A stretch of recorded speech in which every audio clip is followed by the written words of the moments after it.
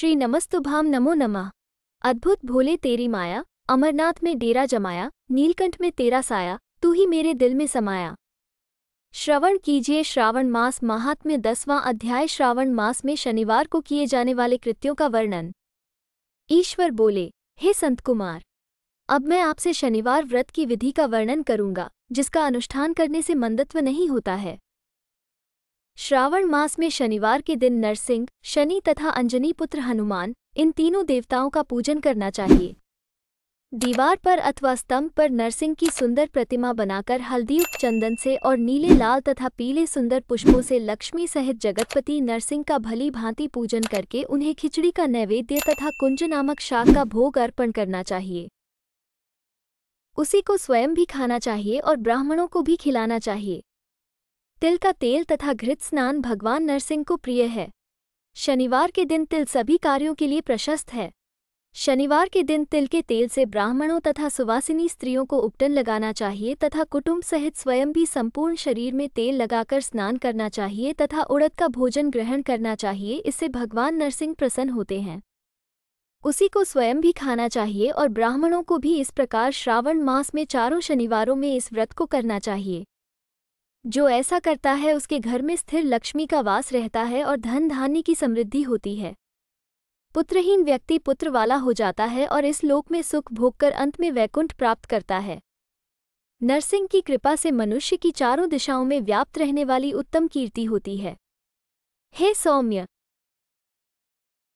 मैंने आपसे नरसिंह का यह उत्तम व्रत कहा। हे संत कुमार, अब शनि की प्रसन्नता के लिए जो करना चाहिए उसे सुनिए। एक लंगड़े ब्राह्मण और उसके अभाव में किसी ब्राह्मण के शरीर में तिल का तेल लगाकर उसे उष्ण जल से स्नान कराना चाहिए और श्रद्धापूर्वक नरसिंह के लिए बताए गए अन्न अर्थात खिचड़ी उसे खिलानी चाहिए। इसके बाद व्रती यह कहे कि मैंने ये सब शनि की प्रसन्नता के लिए किया है, शनिदेव मुझ पर प्रसन्न हो। उसके बाद तिल के तेल से शनि का अभिषेक कराना चाहिए। उनके पूजन में तिल तथा उड़द के अक्षत, चावल प्रशस्त माने गए हैं। हे मुनि, अब मैं शनि का ध्यान बताऊंगा, आप ध्यानपूर्वक सुनिए। शनैश्चर कृष्ण वर्ण वाले हैं, मंद गति वाले हैं, काश्यप गोत्र वाले हैं, सौराष्ट्र देश में पैदा हुए हैं, सूर्य पुत्र हैं, वर देने वाले हैं, दंड के समान आकार वाले मंडल में स्थित हैं, इंद्रनील मणितुल्य कांति वाले हैं, हाथों में धनुष बाण त्रिशूल धारण किए हुए हैं, गीत पर आरूढ़ हैं, यम इनके अधिदेवता हैं, ब्रह्मा इनके प्रत्यधिदेवता हैं। ये कस्तूरी अगुरु का गंध तथा गुग्गुल का धूप ग्रहण करते हैं। इन्हें खिचड़ी प्रिय है। इस प्रकार ध्यान की विधि कही गई है। इनके पूजन के लिए लोहमयी सुंदर प्रतिमा बनानी चाहिए। हे द्विजश्रेष्ठ, इनके निमित्त की गई पूजा में कृष्ण अर्थात काली वस्तु का दान करना चाहिए। ब्राह्मण को काले रंग के 2 वस्त्र देने चाहिए और काले बछड़े सहित काली गौ प्रदान करनी चाहिए। विधिपूर्वक पूजा करके इस प्रकार प्रार्थना तथा स्तुति करनी चाहिए। आराधना से संतुष्ट होकर जिन्होंने नष्ट राज्य वाले राजा नील को उनका महान राज्य पुनः प्रदान कर दिया, वे शनिदेव मुझ पर प्रसन्न हों। नील अंजन के समान वर्ण वाले, मंद गति से चलने वाले और छाया देवी तथा सूर्य से उत्पन्न होने वाले उन शनैश्चर को मैं नमस्कार करता हूँ। मंडल के कोण में स्थित आपको नमस्कार है। पिंगल नाम वाले आप शनि को नमस्कार है। हे देवेश, मुझ दीन तथा शरणागत पर कृपा कीजिए। इस प्रकार स्तुति के द्वारा प्रार्थना करके बार बार प्रणाम करना चाहिए। 3 वर्णों ब्राह्मण, क्षत्रिय, वैश्य के लिए शनि के पूजन में शन्नो देवी इस वैदिक मंत्र का प्रयोग बताया गया है और शूद्रों के लिए पूजन में नाम मंत्र का प्रयोग बताया गया है। जो व्यक्ति दच्चित होकर इस विधि से शनिदेव की पूजन करेगा उसे स्वप्न में भी शनि का भय नहीं होगा।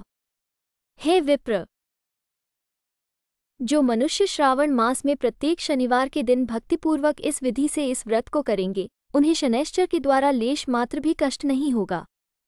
जन्म राशि से पहले, दूसरे, चौथे, 5वें, 7वें, 8वें, 9वें अथवा 12वें स्थान में स्थित शनि सदा कष्ट पहुंचाता है। शनि की शांति के लिए क्षमाग्नि इस मंत्र का जप कराना बताया गया है। उसकी प्रसन्नता के लिए इंद्रनीलमणि का दान करना चाहिए। हे संत कुमार, इसके बाद अब मैं हनुमान जी की प्रसन्नता के लिए विधि का वर्णन करूंगा। हनुमान जी की प्रसन्नता के लिए श्रावण मास में शनिवार को रुद्र मंत्र के द्वारा तेल से उनका अभिषेक करना चाहिए। तेल में मिश्रित सिंदूर का लेप उन्हें समर्पित करना चाहिए। जपाकुसुम की मालाओं से, आग धतूर की मालाओं से, मंदार पुष्प की मालाओं से, बटक बड़ का पेड़ के नैवेद्य से तथा अन्य उपचारों से भी यथाविधि अपने सामर्थ्यानुसार श्रद्धा भक्ति से युक्त होकर अंजनी पुत्र हनुमान जी की पूजा करनी चाहिए। इसके बाद बुद्धिमान को चाहिए कि हनुमान जी की प्रसन्नता के लिए उनके 12 नामों का जप करें। हनुमान, अंजनी सूनु, वायुपुत्र, महाबल, रामेष्ट, फाल्गुन सखा, पिंगाश, अमित विक्रम, उदधिक्रमण, सीताशोक विनाशक, लक्ष्मण प्राणदाता और दशग्रीव दर्प, ये 12 नाम हैं।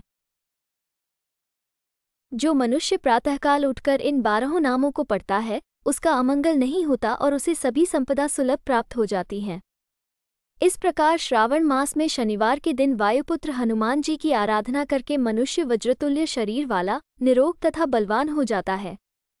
अंजनी पुत्र की कृपा से वह कार्य करने में वेगवान तथा बुद्धि वैभव से युक्त हो जाता है। उसके बाद शत्रु नष्ट हो जाते हैं, मित्रों की वृद्धि होती है, वो वीर्यशाली तथा कीर्तिमान हो जाता है।